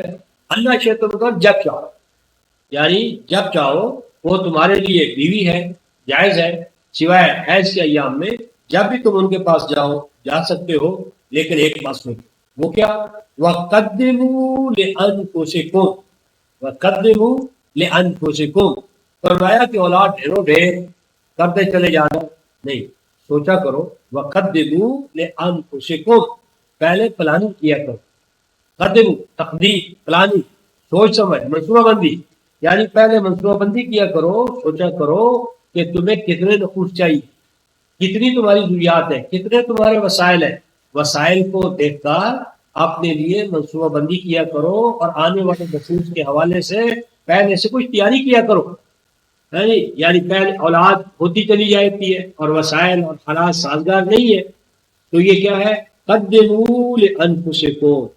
یعنی پہلے سے منصوبہ بندی کیا کرو، وسائل تیار کیا کرو، آنے والی ارواح کو بلا لیا اور حالات سازگار نہیں ہے۔ اور واتقوا اللہ، یہ غیر دانش مندانہ اقدام نہ کرو۔ اللہ کا حکم کیا ہے کہ حالات کے اندر رہتے ہو، وسائل کے اندر رہتے ہو، اپنا دامن پھیلاؤ اور مستقبل کی منصوبہ بندی کرو، کیونکہ اللہ کا تقوی یہی چاہتا ہے۔ اور آگے فرمایا وَاعْلَمُوا أَنَّكُم مُّلَاقُوهُ، اور اس شادی کے عمل کو صرف سیکس کے حوالے سے نہ دیکھو، بلکہ یہ دیکھو جو آنے والا تمہارا مستقبل ہے، اس مستقبل کے لیے اولاد کہاں تک مفید ہے، کہاں تک چاہیے، کہاں تک نہیں چاہیے، یعنی امت مسلمہ کی بڑھوتری، اضافہ یہ تو ہے، لیکن اگر تم ان کی تعلیم، تربیت اور ان کا وہ دیکھ بھال کے اہل نہیں ہوگے تو وہ بیکاری پیدا کرنے کا یا ان کو پھیلانے کا کیا فائدہ؟ جان لو کہ تم عنقریب اللہ کے حضور میں پیش ہونے والے ہو اور ان احکام کے بارے میں تم سے جواب طلبی ہوگی۔ وبشر المؤمنین، اور جو ان احکام پر عمل کرے وہ مومن ہے، اور ایسے مومنوں کو بشارت سنائے کہ اللہ کی طرف سے ان کے لیے رضوان ہے، فوز ہے، فلاح ہے۔ اب جب عورتیں آئیں، عورتوں کے ساتھ میاں بیوی کے مسائل آئے اور نکاح اور اس کے متعلقات آئے، تو اب اگلی آیت میں ارشاد فرمایا جا رہا ہے وَلَا تَجْعَلُوا اللَّهَ عُرْضَةً لِأَيْمَانِكُمْ أَن تَبَرُّوا وَتَتَّقُوا وَتُصْلِحُوا بَيْنَ النَّاسِ وَاللَّهُ سَمِيعٌ عَلِيمٌ، یعنی میاں بیوی کے تعلقات میں بھی اور بھی انسان ایسے ہی بھائی تو بھائی قسمیں کھاتا رہتا ہے، بخدا مجھے تم سے بڑا پیار ہے، بخدا میں تمہیں بہت چاہتا ہوں، بخدا میں نے تو اللہ کے نام پر یہ قسم کھائی ہے میں ایسا کروں گا اور ایسا نہیں کروں گا۔ تو زمانہ جاہلیت میں عربوں کا بھی یہی طور طریقہ تھا کہ قسمیں کھا کھا کر اپنے نیک ہونے کے، اچھا ہونے کو ظاہر کرتے تھے۔ یا کسی نے کہا یار ذرا میرے ساتھ تعاون کرو، یار آج تو میں نے قسم کھائی ہے کہ آج میں کسی کے ساتھ کوئی تعاون نہیں کروں گا، کسی کے ساتھ یہ نہیں کروں گا، وہ نہیں کروں گا۔ اللہ تعالیٰ فرماتے لا تجعلوا، مت بناؤ اللہ کو نشانہ، اللہ کو ڈھال اور نشانہ نہ بناؤ، اس چیز کا ایمان اپنی قسموں، یعنی قسموں کے لیے اللہ باللہ واللہ، یہ جس طرح لکھنؤ والے یعنی اللہ ہی نشانہ بنا ہوا ہر قسم، تو اللہ تعالیٰ کو قسموں کا نشانہ نہ بناؤ، اور نہ ہی اللہ کو نشانہ بناؤ کس چیز کا؟ ان تبروا ہو، کہ آپ نے نیک ہونے کی دھوس نمانے کے لیے قسمیں کھاتے چلے جائے، خدا میں ایسا ہوں، اللہ میں ایسا ہوں، تو اللہ کی اساس پر، اللہ کی قسموں کی بنیاد پر اپنے آپ کو نیک بات عہد کرو، اور نہ اس بنیاد پر اپنا تقوی جھاڑو، اور نہ اس بنیاد پر اپنے مسلم ہونے کا لوگوں پر جو ہے نا وہ دھوس نماؤ۔ بلا شبہ اللہ سمیع علیم ہے، وہ جانتا ہے کہ تمہارے اندر کتنا تقوی ہے، کتنی طہارت ہے، کتنی نیکی ہے، تو نیکی کو اپنے اعمال سے ظاہر کرو، اللہ کی قسمیں کھا کھا کر اپنے نیک ہونے کا اعلان مت کرو۔ اب اوپر جو کہ کہا تھا کہ قسمیں کھا کھا کر اپنے نیک ہونے کا اعلان نہ کرو، تو اب حکم ہوتا ہے لا یؤاخذکم اللہ باللغو فی ایمانکم، فرمایا کہ جان بوجھ کا سوچے سمجھے منصوبے کے تحت قسمیں کھا کھا کر اپنے آپ کو نیک اور پاکسا ظاہر کرنا یہ تو جرم ہے، لیکن ایسے ہی غیر شعوری طور پر اگر انسان کے غیر شعوری طور پر کبھی کوئی اللہ کے نام کی قسم نکل گئی یا کھا دی تو میں اس پر مواخذہ نہیں، لا یؤاخذکم اللہ نہیں اللہ مواخذہ کرتا باللغو فی ایمانکم، ایسے ہی غیر چوری طور پر اگر تم نے اپنے حلفوں میں وعدات میں گفتگو میں کوئی قسم کھا لی تو وہ اللہ تبارک و تعالیٰ کے ہاں مواخذہ اس کا نہیں ہوگا۔ وَلَٰكِن يُؤَاخِذُكُم بِمَا كَسَبَتْ قُلُوبُكُم، لیکن مواخذہ ہوگا ان قسموں پر جو تم پورے دل دماغ کے فیصلے کے تحت قسمیں کھاؤ، اور قسمیں کھانے کے بعد ان کو کوئی مقام نہ دو۔ تو یاد رکھو کہ اللہ کا تو جو ذات، اللہ کی جو ذات ہے وہ تو پروٹیکشن عطا کرنے والی ہے، اور تم اللہ کی قسم کھا کر اگر دوسروں کو پروٹیکشن سے، حفاظت سے محروم کرو گے تو اللہ کے ساتھ تمہارا کوئی تعلق نہیں۔ اور اسی طرح اللہ پردگار ہے کہ اگر وہ چاہتے تو جو ہی تم بار بار اس کے نام کی قسمیں ٹی وی کے بارے میں کہہ دینا کہ بھائی بس اللہ کی قسم اب تمہیں ٹی وی کے پاس نہیں جاؤ، یعنی یہ نہیں کہا کہ حرام ہے، یہ کہا کہ اللہ کی قسم، لات کی قسم کھاتے تھے، اور قسم یہ کھاتے تھے کہ میں اپنی بیوی کے پاس نہیں جاؤں، یہ الہ۔ اور پھر جس وقت وہ یہ کر لیتے تھے تو اب وہ عورت جو ہے وہ کوئی نکاح ثانی نہیں کر سکتی، کہیں جا نہیں سکتی، اور اس کی کوئی حد نہیں، الہ غیر نہایت، جتنی مدت تک چاہے الہ کیے رکھے۔ تو اللہ نے فرمایا للذین، وہ لوگ، ان لوگوں کے لیے، یؤلون من نسائہم، جو اس طرح کی قسم کھا لیتے ہیں کہ ہم اپنی بیویوں کے پاس نہیں جائیں گے، تو ان کو کیا کہا؟ فرمایا تربص اربعۃ اشہر، جس وقت وہ یہ قسم کھائے کہ میں بیوی کے پاس نہیں جاؤں گا، اور اس کے بعد وہ 4 ماہ تک رکا رہے، 4 ماہ تک نہ جائے، تو پھر کیا ہوگا؟ فَإِنْ فَاءُوا فَإِنَّ اللَّهَ غَفُورٌ، اگر تو 4 ماہ کے اندر اندر رجوع کر لیں تو وہ اس کی بیوی ہے، اور اگر 4 ماہ گزر جائے اور وہ رجوع نہ کرے تو ایک طلاق واقع ہو، طلاق خود بخود ہو جائے گا۔ یعنی اگر ایلا اسٹیبلش ہو گیا، اس پہ گواہ موجود ہے، گواہوں کے بغیر نہیں، گواہ موجود ہے، اور اس کے بعد 4 ماہ کی مدت گزر جائے، تو اگر 4 ماہ کی مدت گزر جائے تو وہ طلاق ہوگی۔ اگر 4 ماہ کے اندر رجوع کر لے تو اس پر فرمایا فَإِنْ فَاءُوا، اگر وہ 4 ماہ کے اندر رجوع کر لے فَإِنَّ اللَّهَ غَفُورٌ حلیم، تو بلا شبہ اللہ مغفرت فرمانے والا، رحمت سے نوازنے والا ہے۔ مطلب ہے کہ 4 ماہ کے اندر اندر انہیں واپس آنا ہے، اگر نہ آئیں گے تو فرمایا وَإِنْ عَدَمُ الطلاق، اور اگر 4 ماہ کی مدت گزر گئی تو پھر کیا ہوگا؟ عدم الطلاق، تو پھر سمجھا جائے گا کہ یہ اصلاً طلاق دینا چاہتا۔ تو پھر ریاست جو ہے ہیڈ اعظم، ریاست ارباب بست و کشاد،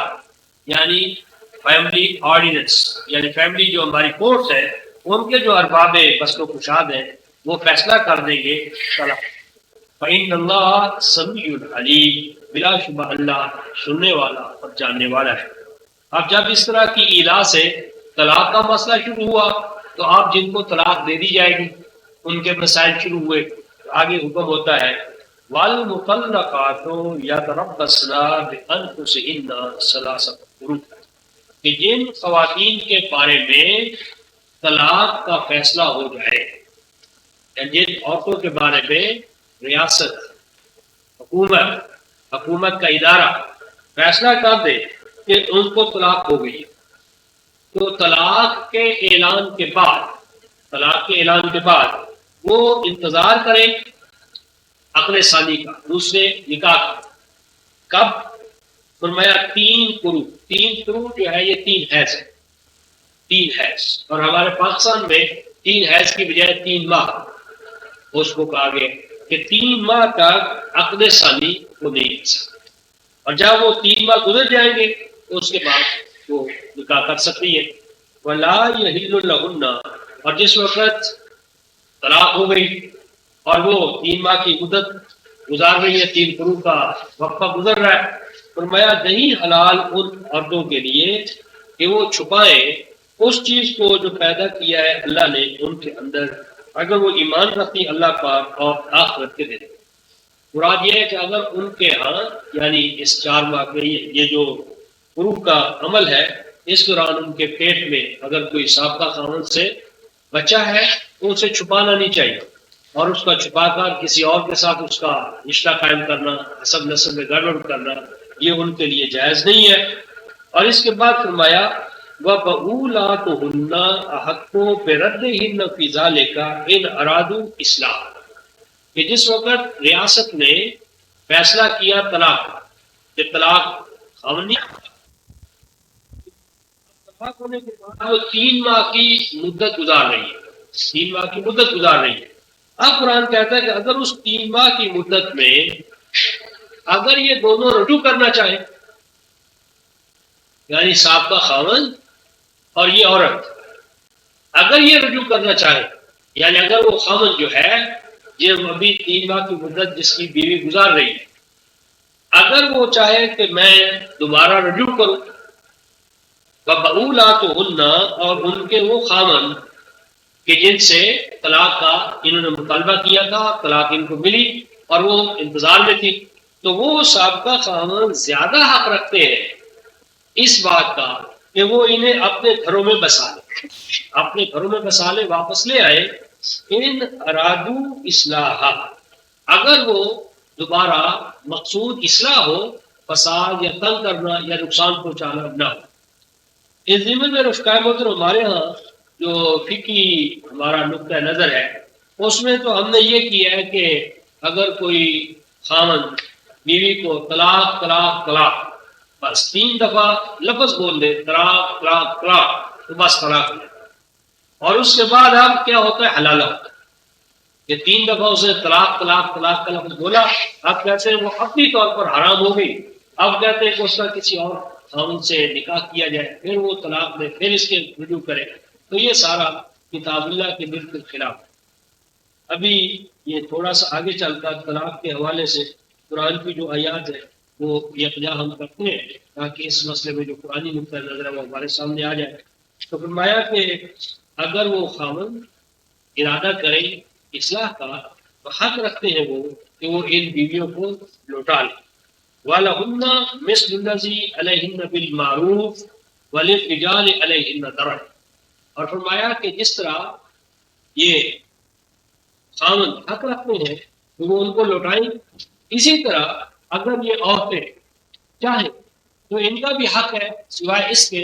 کہ ان کے اوپر مردوں کو ایک ہی حق حاصل ہے کہ جس وقت یہ طلاق ہو جائے تو طلاق کے بعد عورت کے لیے 3 ماہ کا ٹھہرنا ہے، کیونکہ اس کے اندر ہو سکتا ہے حمل ہو، لیکن خاوند کے لیے عقد ثانی کرنے میں کوئی پابندی نہیں ہے، یعنی صرف اتنی فضیلت ہے خاوند کو کہ عورت جو ہے وہ جس وقت اس کو طلاق ہو جائے تو طلاق کے بعد اس کے لیے تربص ہے، وہ 3 ماہ تک 3 قروء تک انتظار کرے گی عقد ثانی، 3 ماہ کی مدت گزرنے کے بعد وہ کرے گی، لیکن مرد جو ہے اس کے بھی کوئی انتظار نہیں ہے، کوئی تربص نہیں ہے، کیونکہ اس کے ساتھ کوئی عمل وابستہ نہیں ہے،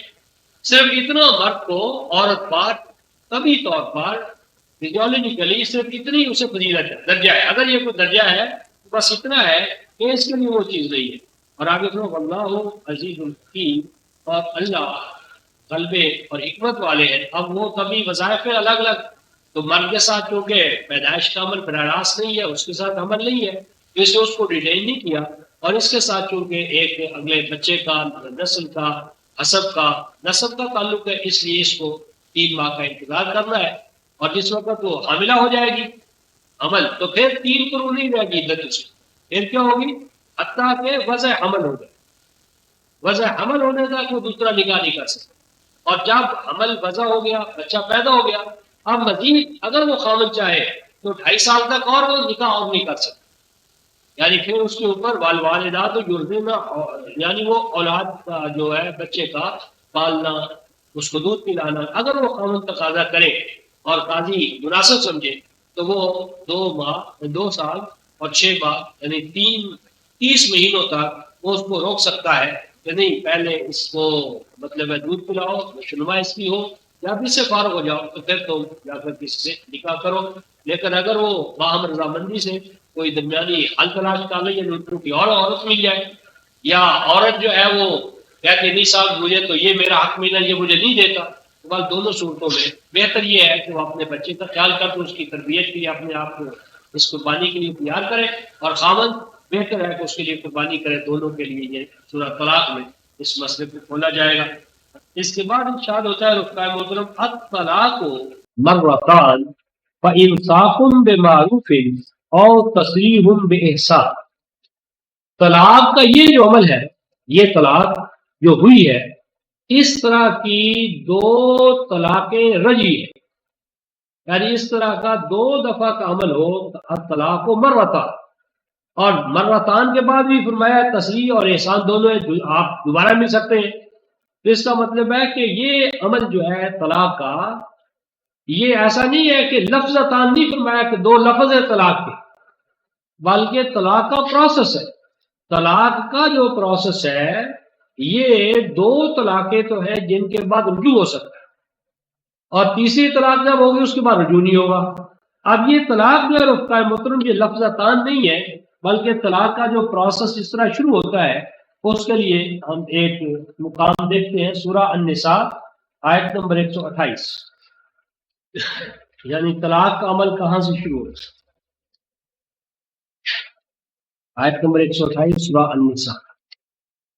व इनिमरातुन, आयत 128, व इनिमरातुन खाफत मिन बालिहा नशूजन औ विराजन फला जुनाहा अलैहिमा अन युस्लिहा बैनहुमा सुलहा वस्लुहु खैर। कि जिस वक्त औरत जिसने निकाह किया खावंद से, किसी मर्द से, अगर उसको शिकायत पैदा हो, वह इनिमरातुन, और अगर कोई औरत खाफत, खदशा लाहक हुआ उसे, खदशा लाहक हुआ उसे, कहां से? मिन बालिहा, अपने खावन की तरफ से। क्या खावन की तरफ से खतरा उसे अच्छा या खतरा लाक हुआ? नशूजन और बेराज, कि वो जो खावन है वो उसके हकूक को पामाल कर रहा है, उसकी जो बाकी पोजीशन है उसे वो मजरूह कर रहा है। अगर वो खावन के बारे में नशूज का, यानी उससे अदम तवज्जो, उसके हकूक, उसका नाम रखा, उसके और मसाइल, वो उसके बारे में उससे कोई शिकायत, और एराजन, या उसे ये एहसास हो कि ये खावन जो है इसका दिल कहीं और अटक गया, कहीं और ये जाकर जो है ना वो दिल लगाता है, नशूज का या एराज, खतरा लाक हो, तो फिर क्या है? फला जुनाह अलैहिमा अन युस्लिहा बैनहुमा सुलह। तो फिर इसका तरीक़ेकार ये होगा कि एक सालसी कौंसिल होगी, एक मुसालहती कौंसिल होगी, उस मुसालहती कौंसिल में इनके नुमाइंदगान है, यानी औरत अपनी दरखास्त दे, फिर अपना नुमाइंदा मुकर करे, तो उस सालसी कौंसिल में खावन का इसालतन या वकालतन आना जरूरी हो, और वो जो कौंसिल है उसका क्या होगा? वसुलु खैर, वो बाहमी मिलाप इस तरह कराए कि जो गलतफहमियां हैं वो दूर हो जाए, उनका आपस में यानी जो असबाब है उनका तलाकमा किया जाए, वो उहदिरतिल अनफुसुश शुह, और ये सबक दिया जाए कि एक दफा अहद करने के बाद उसको पामाल करना, ये अखलाकी हवाले से, ईमानी हवाले से कोई अच्छी बात नहीं है, और वो भी इसलिए कि सिर्फ जिनसी तरकीब है, ख्वाहिश नफ्स है, तो ख्वाहिश नफ्स को अपने ऊपर मुसल्लत करके किए गए अहद व पैमान को पामाल करना, और किसी मोमिना के साथ पामाल करना, ये कोई तकवा या ईमान नहीं है। फरमाया व इन तुहसिनु व तत्तकू फ़इन्नल्लाह कान बिमा तअमलून खबीरा, और अगर तुम एक दूसरे के साथ कुछ कमजोरियां भी हैं, उन कमजोरियों को नजरअंदाज करते हुए अगर तुम मुहसिन बनोगे और उसकी कमजोरियों को नजरअंदाज करते हुए अहकाम इलाहिया की खिलाफवर्जी से तुम अपने आप को बचाओगे, तो बिलाशुबा अल्लाह तुम्हारी कमजोरियां दूर, तुम्हारे अंदर हुस्न और तकवा के नतायज और सबरात जो है ना वो पैदा करेंगे। यहां से ये पता चलता है कि औरत जो है अगर उसको खामन की तरफ से कोई शिकायत हो दो शक्लों में, नशूज या एराज, तो वो उसकी तलाफी के लिए क्या करे? सालसी कौंसिल की तरफ आए, और सालसी कौंसिल उसके वो जो ग्रीवेंसेस है उनको वो दूर करे।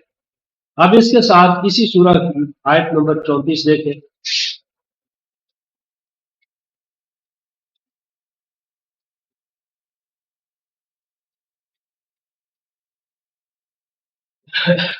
ये आयत जो है वो 34, और रिजाल कव्वामून अलन निसा, 34 سورہ نساء، الرجال قوامون علی النساء، عام ترجمہ اس کا یہ ہے کہ مرد جو ہے وہ عورتوں کے سردار، نگران، ٹھیکیدار۔ لیکن زبان عرب میں قام علی الشیء، قام علی الشیء، اس کے وجود کو برقرار رکھنے میں اس کا معاون ہے، اور قوام علی النساء عورتوں کو نان و نفقہ دینے کے پابند ٹھہرائے۔ یعنی ازدواجی زندگی میں اللہ نے یہ تجویز کیا ہے کہ ازدواجی زندگی کو برقرار رکھنے کے لیے بیرونی زندگی مرد کے لیے ہے، اور اندرونی زندگی تربیت اولاد، یہ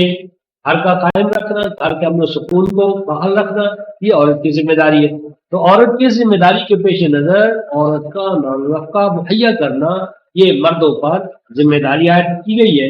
بما فضل اللہ بعضهم علی بعض، بوجہ اس کے کہ اس کی جو طبی یا جسمانی یا اور جو حالات ہیں ان کے بعض کو اللہ تعالیٰ نے فضیلت دی ہے کہ ایک کو تربیت کے ملکے میں راسخ کیا ہے، دوسرے کو بیرونی جسمانی قوت و طاقت جو ہے اس کو بروئے کار لانے کی زیادہ صلاحیتیں عطا کی ہے۔ وَبِمَا أَنفَقُوا مِنْ أَمْوَالِهِمْ، اور اس کی ایک وجہ یہ ہے کہ خاوندوں پر لازم ہے کہ وہ اپنی کمائی میں سے، پیدا کی ہوئی کمائی میں سے انفاق کریں اپنی بیویوں پر اور اپنے بچوں پر اور اپنے ماحول پر۔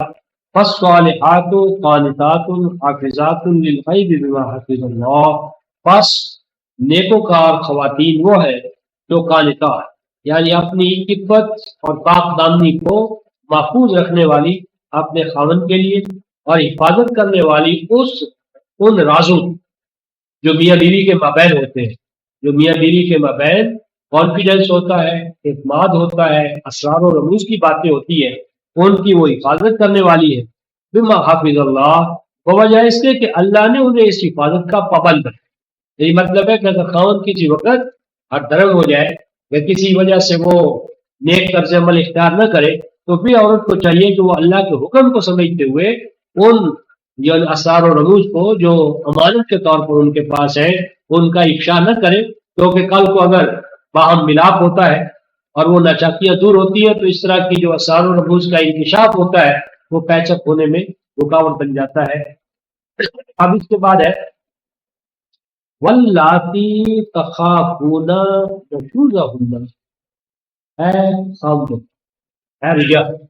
وہ عورتیں کہ جن کے بارے میں تم خطرہ محسوس کرتے، خدشہ لاحق ہے یا تمہیں احساس ہونے لگا ہے، کیا نشوزہن، کہ وہ عورتیں جو ہے وہ تمہارے ساتھ جو ان کا ایگریمنٹ ہوا تھا اسے وائلیٹ کر رہی ہیں، اسے وائلیٹ کر رہی ہے، وائلیشن ہو رہی ہے، فَإِذُوهُنَّ، تو تم آپس میں میاں بیوی کے تو پہلی سٹیج کیا ہے کہ تم ایک دوسرے کے شکوک و شبہات کو دور کرنے کے لیے کوشش کرو۔ خاوند کو حکم ہوتا ہے کہ وہ، اور دوسرا یہ جو تخافون سارا اسٹیٹ کو اگر انوالو کیا جائے تو اس کا مطلب ہے کہ ایسی شکایات اگر ہو تو وہ اپنے ماں باپ کے ذریعے، اولیاء الامور کے ذریعے، سالسی کونسل کے ذریعے یہ معاملے سیٹ اپ ہو سکتے ہیں۔ تو بہرحال پہلی سٹیج یہ ہے کہ تم ان کو کیا کرو، واز کرو۔ واز کا معنی ہے اخلاص، سہارت، یعنی ان کو جتنی تمہاری پرائیویسی ہے اس پرائیویسی میں ان سے اپنے جو گریونسز ہیں ان کا تم اظہار کرو۔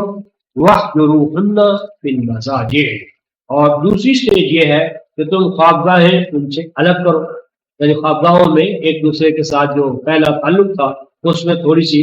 یعنی وہ پیدا کرو تاکہ اسے احساس ہو کہ خاوند نے میرے ساتھ کتنا طرز عمل اختیار کیا ہے، اسے شاید احساس ہو کہ میں اس سے پوچھوں کہ کیوں یہ طرز عمل میں تبدیلی آئی ہے۔ اور آگے ہے وَاضْرِبُوهُنَّ،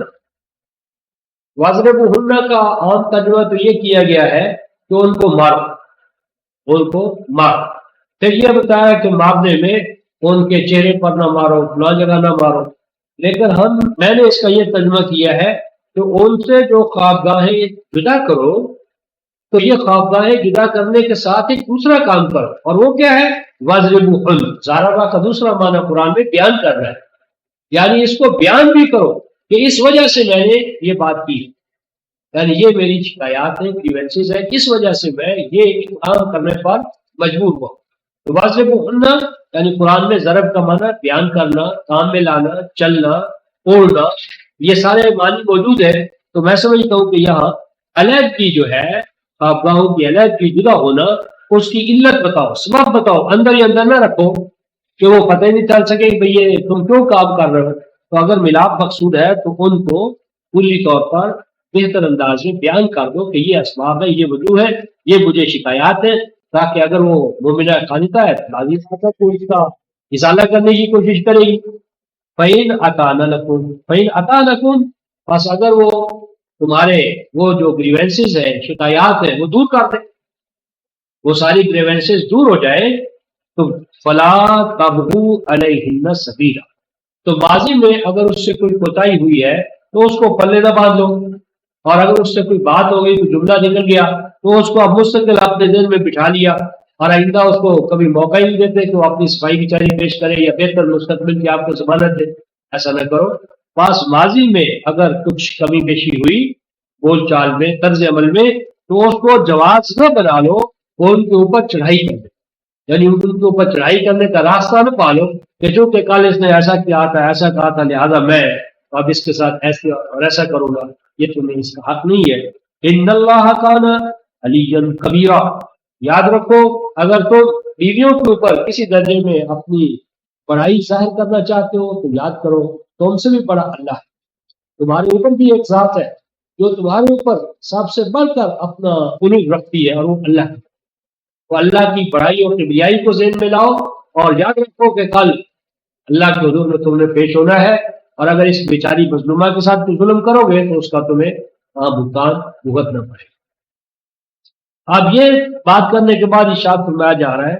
وَإِنْ خِفْتُمْ شِقَاقَ بَيْنِهِمَا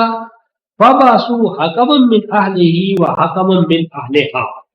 یعنی یہاں غور طلب یہ ہے کہ ہمارے ہاں تھوڑی سی کوئی غلط فہمی ہوئی اور طلاق طلاق طلاق، 3 طلاقیں، اور اب دونوں رو رہے ہیں۔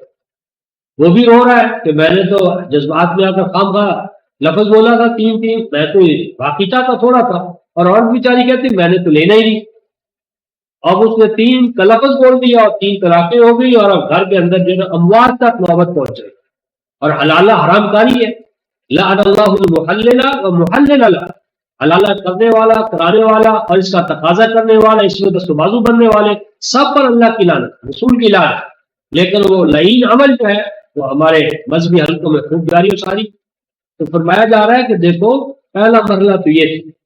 اب اس مرحلے کے بعد ارشاد فرمایا وَإِنْ خِفْتُمْ شِقَاقَ بَيْنِهِمَا، اے ارباب بست و کشا، اے اہل ایمان، اگر تمہیں یہ بات پہنچے، اگر یہ بات تمہارے نوٹس میں، تمہارے علم پہ آئے، کیا آئے؟ شقاقہ بینہما،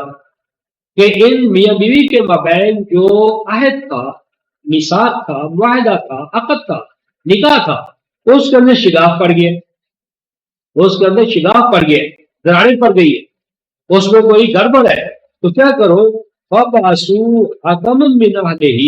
وَحَكَمًا مِّنْ أَهْلِهَا، تو اس شگاف کو، دراڑوں کو پر کرنے کے لیے کیا کرو؟ بھیجو تم۔ فَبْعَثُوا، یہ حکم کن کو ہے؟ یعنی میاں بیوی کو نہیں ہے، یہ امت کے ارباب بست و کشاد کا حکم ہے، یعنی اس حکم کی تعمیل کون کرے گی؟ حکومت، یعنی یہ نکاح و طلاق حکومت کا مسئلہ ہے، یہ ریاست کا مسئلہ ہے، معاشرے کا مسئلہ ہے۔ تو جس طرح نکاح کرنے کے لیے کتنے پاپڑ ڈلے جاتے، کتنے مدارج یا مراحل ہیں جن سے گزر کر آپ نکاح تک پہنچتے، لیکن اتنے مراحل پہ جو چیز باندھی ہے اس کو توڑنے کے لیے کھڑے کھڑے بس نکاح، طلاق طلاق طلاق اور طلاق ہوگی، غلط بات۔ تو فرمایا کہ پس جب تمہیں اچھا لاحق ہو جائے کہ وہ ایگریمنٹ جو ان کے مابین ہوا تھا اس میں شگاف ہے، دراڑے ہے، ہٹن جدائی ہے، تو کیا کرو؟ فَبْعَثُوا حَكَمًا مِّنْ أَهْلِهِ، تو بھیجا کرو، مقرر کیا کرو حکم، اتھارٹی، نمائندہ، سالس، من اہل، خاوند کی طرف سے، یعنی سالسی کونسل بنے گی، سالسی کونسل میں ایک نمائندہ آئے گا لڑکے کا خاوند کی طرف سے، وہ حکم من اہلہا، اور اسی طرح برابر کا حق رکھنے والا حکم ہوگا عورت کی طرف سے، وہ دونوں، اور تیسرا جج ہوگا، اتھارٹی ہوگی، اس کے سامنے وہ پیش ہوں گے، اور پیش ہونے کا جذبہ محرکہ کیا ہے؟ وہ یہ ان یریدا اصلاحا یوفق اللہ بینہما، یعنی ان کو پیش ہونا ہے عدالت میں تو دونوں پارٹیاں اس نیت سے جائیں کہ ہم نے اس جوڑے کو اور بہتر بنانا ہے، ان کی غلط فہمیاں دور کرنی ہے، شک رنجیاں دور کرنی ہے، آستینیں چڑھا کر نہ کھڑے ہو جاؤ کہ ان کو لازماً ہمیں جدائی کر کے یعنی مقصود تمہارا اصلاح ہونا چاہیے۔ یوفق اللہ بینہما، اگر اس جذبے کے تحت تم جاؤ گے کہ ان کے جو باد اعتمادی کے امکانات ہیں، واقع ہیں، ان کو دور کرو، تو اللہ تمہیں اس کی بہتر سے بہتر توفیق عطا کرے گا۔ ان اللہ کان علیم خبیرہ، بلا شبہ اللہ ہے علم رکھنے والے اور اندر کے معاملات کو جاننے والے۔ اس سے یہ معلوم ہوا رفقا محترم کہ طلاق سے پہلے ایک ثالثی کونسل ہے، ثالثی کونسل کے اندر یہ کیس جائے گا، ثالثی کونسل دونوں کے نمائندوں کو بلا کر ہیئرنگ کرے گی ابتدائی، اور اس میں یہ دیکھا جائے گا کہ کس کی طرف سے جاتی ہے، کون ظلم کر رہا ہے، کون مظلوم ہے، اور مقصود یہ ہوگا کہ اس کو پیچ اپ کیا، اس یعنی شکر رنجیاں غلط فہمیاں ان کو دور کیا۔ لیکن اگر یہ شکر رنجیاں دور نہ ہو اور واقعی پتہ چلے کہ یہ معاملہ ایسا ہے کہ اس میں نہیں نبھ سکے گا، یہ پایا تقویل کو نہیں پہنچے گا، تو اب طلاق کا اعلان ہو۔ وہ جو طلاق کا اعلان ہے وہ ایک طلاق ہوگی، ہاں یہ 6 ماہ میں جا کر پورا ہو، یعنی ثالثی کونسل جب تک کہ طلاق کا ڈیسیژن نہ دے گی، فیصلہ نہ دے گی، تو طلاق نہیں ہے۔ طلاق ہوگی تو طلاق کی کچھ شرائط ہے، ان شرائط کو ہم سورہ الطلاق میں دیکھتے ہیں۔ یہ 65 صورت ہے، 65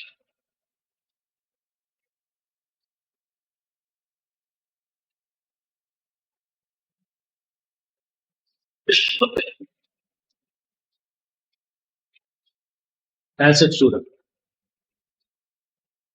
یہ احکام کے حوالے سے جو قرآن حکیم میں باب الاحکام آیا ہے، احکام میں آخری حکم جو ہے وہ طلاق ہے، اور یہ سورہ طلاق میں آیا ہے۔ سورہ طلاق کے بعد والناس تک 65 صورت، 65 صورت، یعنی سورہ طلاق احکام کا آخری حکم۔ اس کے بعد کوئی حکم نہیں قرآن میں آیا ہے امت مسلمہ کے لیے، جتنے احکام آئے ہیں وہ سارے پہلے آئے، اور سورہ طلاق آخری حکم نامہ ہے طلاق کے بعد۔ اس کی بڑی حکمت ہے کہ آخری حکم طلاق کا کیوں آیا طلاق۔ دوبارہ ابھی ہم اس کو دیکھتے ہیں، یا ایھا النبی، غور کیجئے کتاب کن کو ہے؟ اے نبی، اے نبی، اور نبی کیا ہے؟ مفرد ہے، انبیاء تو نہیں ہے، النبی مفرد کا صیغہ، اے نبی۔ آگے بھی کیا ہے؟ اذا طلقتم النساء، یعنی اذا طلقتا ہونا چاہیے تھا، جب تم طلاق دے عورتوں کو، یعنی النبی مفرد ہے تو طلقتا جب تم طلاق دے عورتوں کو، یہ نہیں کہا طلقتم، یعنی خطاب مخاطب نبی ہے اور اس خطاب کا رخ امت ہے۔ اے نبی، جب آپ یعنی آپ کی کیبنٹ، آپ کے مقرر کردہ نمائندے حکمران، آپ کے مقرر کردہ نمائندگان حکومت، جب وہ کیا کریں؟ طلقتم النساء، جب وہ طلاق دے عورتوں، یعنی عورتوں کو طلاق دینا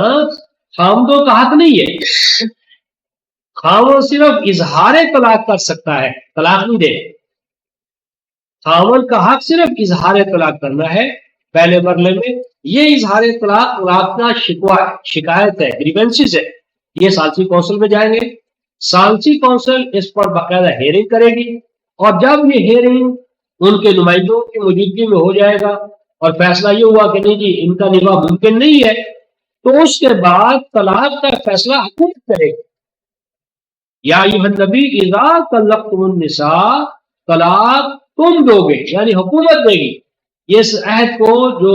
نکاح کا عقد ہے اس کو حکومت توڑے گی، فرد نہیں توڑ سکتے۔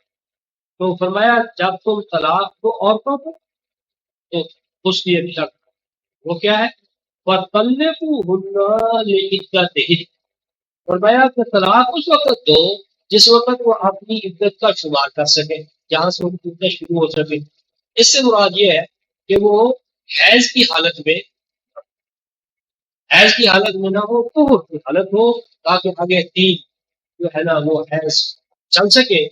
ایک تو پہلی بات یہ ہے کہ طلاق کے باب میں طلاق کا فیصلہ حکومت کرے گی یا سرکار۔ نمبر 2، لا تخرجوهن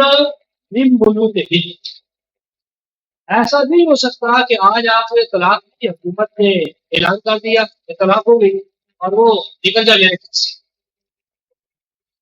تو مطلقہ کو خاوند اس کے گھر سے نہیں نکال سکتا۔ لا تخرجوهن، اب نکالو تم ان کو کہاں سے؟ من بيوتهن، ان کے، یہ جو ہمارا ہے نہیں، میرا گھر نکل جاتا تو گھر کو کیا لگتی ہے؟ قرآن کہتا ہے پانی۔ لا تخرجوهن، بات نکالو تم ان کو کہاں سے؟ من بيوتهن، ان کے، یعنی خاوند کا جتنا گھر پر حق ہے بیوی کا تو حق نہیں ہے گھر کے بنانے میں، یعنی برابر کے شریک ہے۔ اگر گھر کا ماحول سازگار ہو تو خاوند کیا کرتا ہے؟ یعنی گھر کے ماحول کی سازگاری اس کے بنانے میں، اس کو یہ سارے مسائل میں بیوی کا حصہ ہے۔ اس لیے فرمایا مت نکالو تم ان کے گھروں سے ان کو، ولا یخرجن، مطلب یہ ہے کہ کہاں تو انہوں نے اپنے ثانی کرنا ہے فرض کرنا، تو اپنے ثانی کا ہے۔ باقی وہ پہلے ہم دیکھیں گے چیز مطلب ہے کہ 1 سال کی مدت یا کم از کم 4 ماہ اور 10 دن کی مدت ان کے لیے کم از کم طے کی گئی، اتنی مدت ان کو دو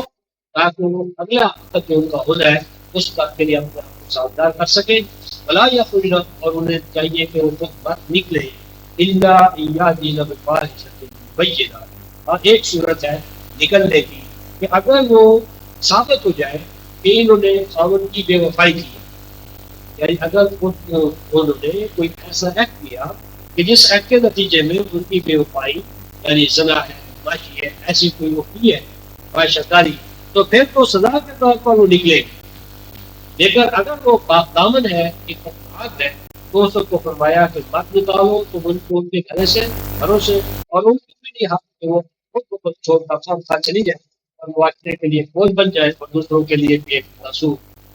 آگے۔ فرمایا فَإِذَا بَلَغْنَا أَجَلَهُنَّ فَأَمْسِكُوهُنَّ بِمَعْرُوفٍ أَوْ فَارِقُوهُنَّ بِمَعْرُوفٍ،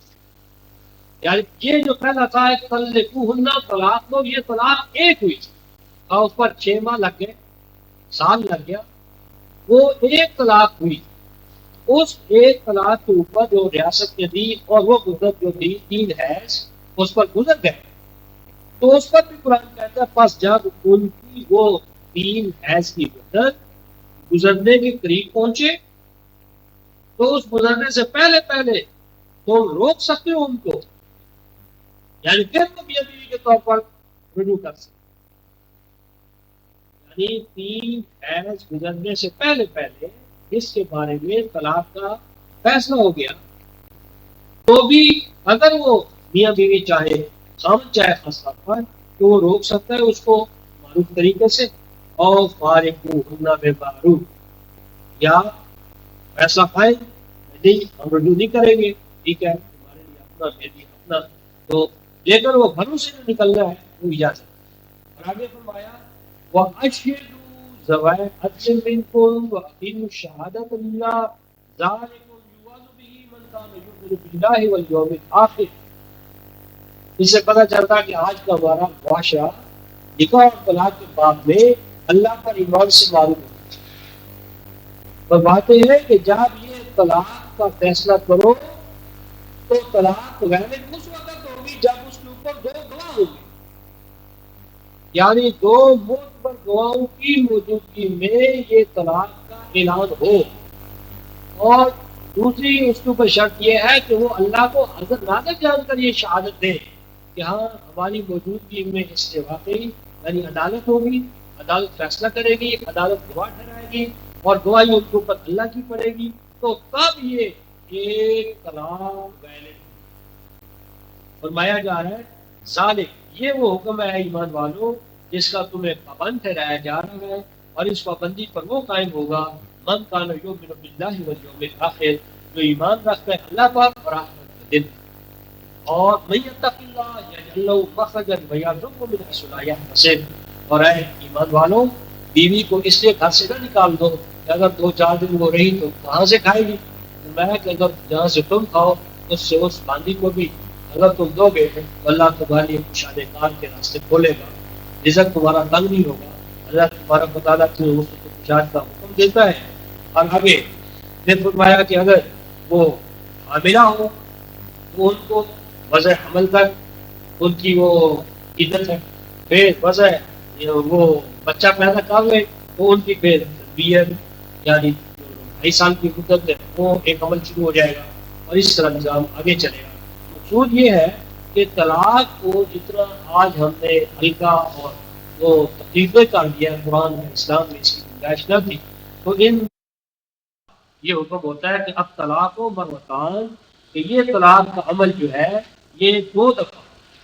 اس انداز میں ہوگا کہ اس کے بعد رجوع کیا جا سکتا ہے، اور تیسری دفعہ جب وہ طلاق ہوگی راکب کی طرف سے تو اس کے بعد رجوع نہیں ہو سکتا، وہ فائنل ہوگی۔ تو فرمایا یہ آیت 200 کیا تھی 29، اب طلاق و مرتان بقرہ فَإِمْسَاكٌ بِمَعْرُوفٍ اور تسريح بِإِحْسَان، طلاق جس کے بعد رجوع ہو سکتا ہے وہ 2 دفعہ ہے زندگی میں، پھر تیسری دفعہ کے بعد رجوع نہیں ہوگا۔ جب تیسری دفعہ طلاق ہو گئی تو اس کے بعد پھر جب تک کہ وہ کسی اور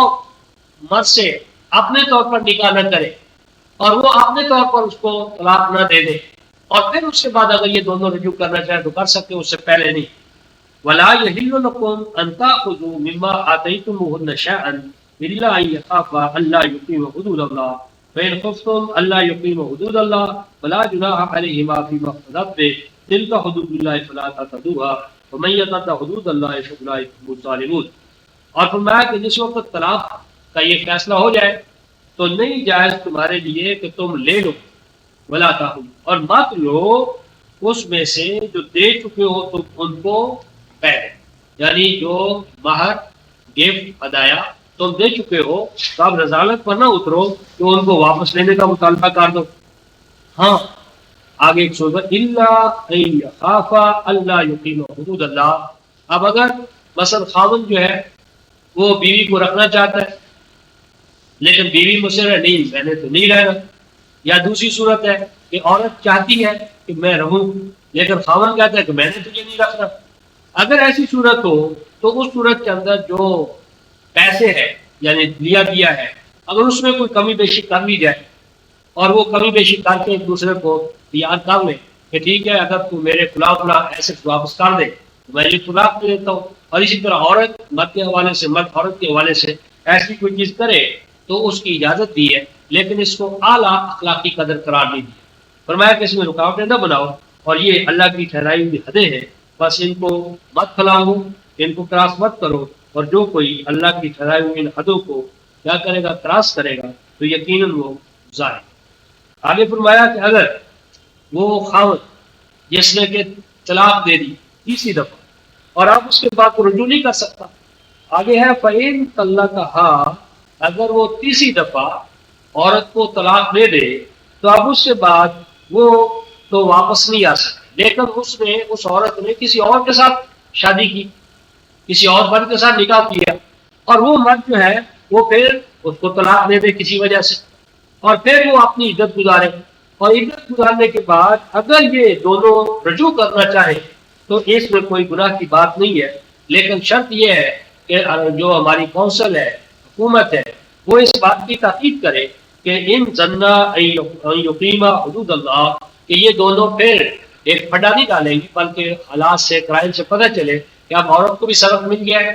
اس نے ایک اور مرد کے پاس جا کر دیکھ لی ہے تو ہو سکتا ہے کہ اس کے پاس جانے سے اس کی کچھ ذہنی حالت بہتر ہو گئی اور اب اس کو بہتر طور پر قبول کرے اپنے سابقہ خاوند کو، تو اگر یہ دونوں رجوع کر لیں تو اس میں کوئی گناہ کی بات نہیں ہے۔ اللہ اپنی ان حدود کو تمہارے لیے کھول کھول کر بیان کرتا ہے تاکہ اس طرح تم علم والے بن جاؤ۔